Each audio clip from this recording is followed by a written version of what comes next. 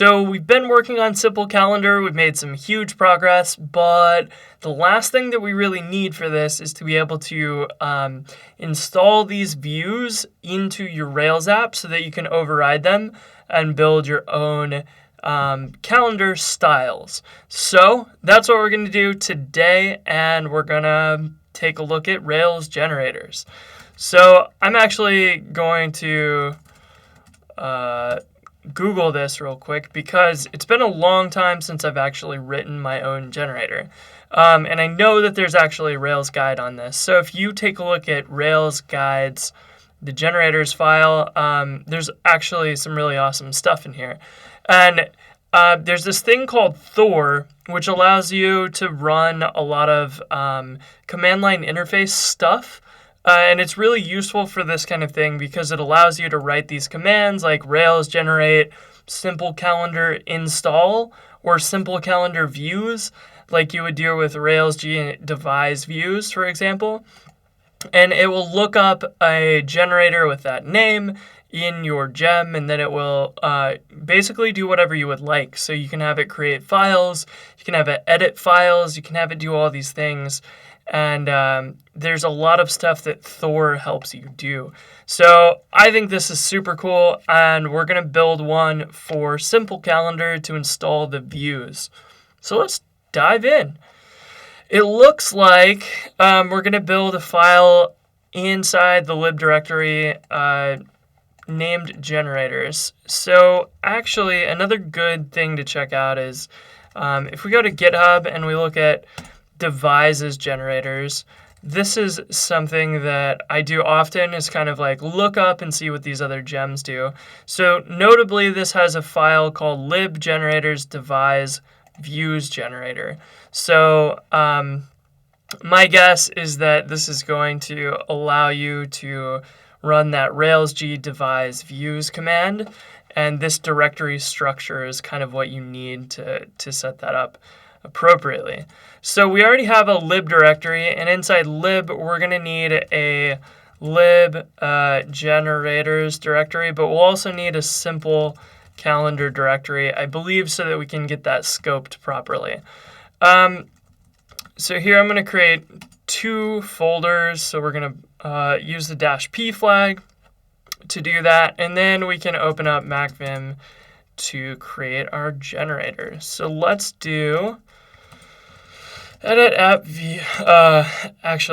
lib generators simple calendar views generator.rb, and we need to grab a couple things here.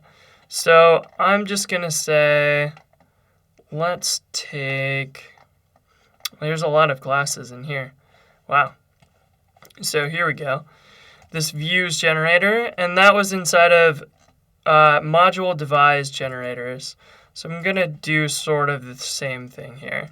Let's make sure that we have this in the right folder, in the right view here. Edit lib generate simple calendar views generator.rb. So we're going to paste that in, and we're going to have the module simple calendar module generators. We're going to have the views generator here. And basically, the way that these generators work is that you define a bunch of methods in there, and it just executes them one by one in the order that you define them. So it's really, really nifty and simple for that. So I believe we can do a few other things, like you can accept arguments and do other stuff like that if you want. And this actually invokes the shared views generator, which we can probably find that class for.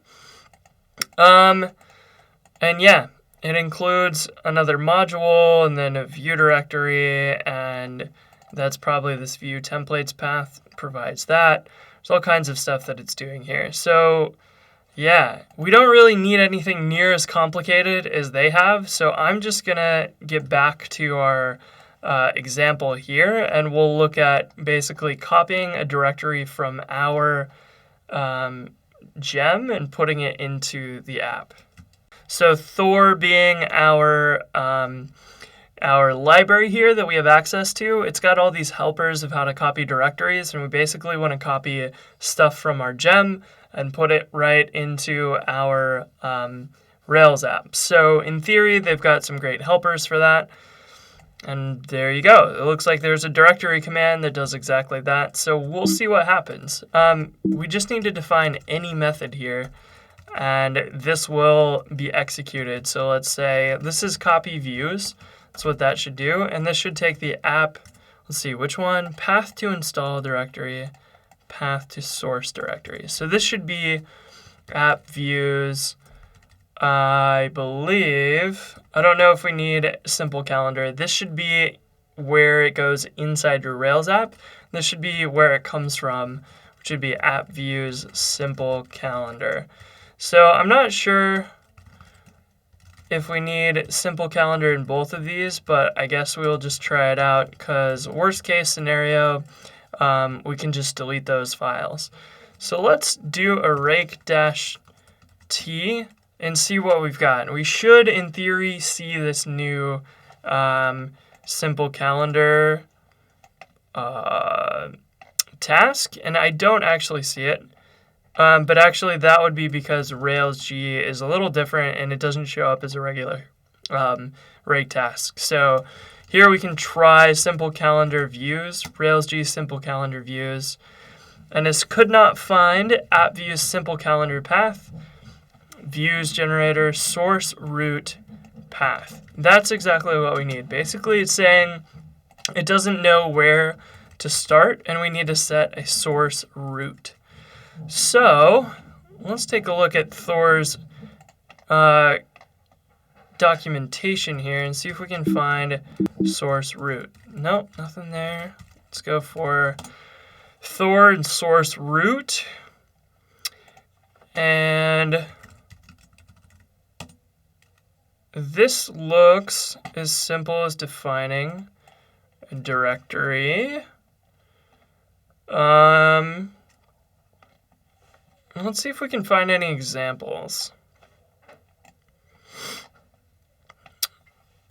Maybe we just define it here in the in this section, but maybe there's a shortcut, or maybe there's a source root here. Yep, here we go. So this is a better example. Basically, we're going to set this inside our generator. But one of the things with this is that we want to make sure we go back some directories. So this underscore file variable is available in every single file in Ruby, and it gives you the path to the current file. So actually with views generator, we need to go up one directory to generators, up another, into app views, or actually just we can go up two directories. So we would say this is going to go up two directories, and that in theory should work. So we'd go from simple calendar folder to generators folder with two dots, then to the lib directory. We actually maybe need one more so we get up to the proper thing. So let's try this one more time and see what happens. Could not find app views simple calendar in any of your source paths. Source paths, your current source paths are lib. So we didn't go up far enough. Let's try one more time. And there we go. We actually now are getting an override here, and it's saying, hey, we're trying to copy this calendar file from the gem into your Rails app, but you already have it. What do you want to do? Do you want to keep it? Do you not? We're going to override it and hit enter, and it also copied the other one. So we actually have this override working, and that was it. We had to create one file inside some directories. Because we're using the Rails engine, it knows to load these generators, and it knows how to invoke them automatically because we've created them in the correct directory structure, and we've named them right and used the examples correctly. The only thing that's a little weird is this like giant ...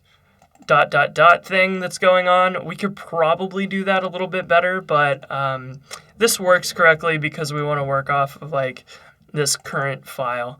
It seems a little weird though.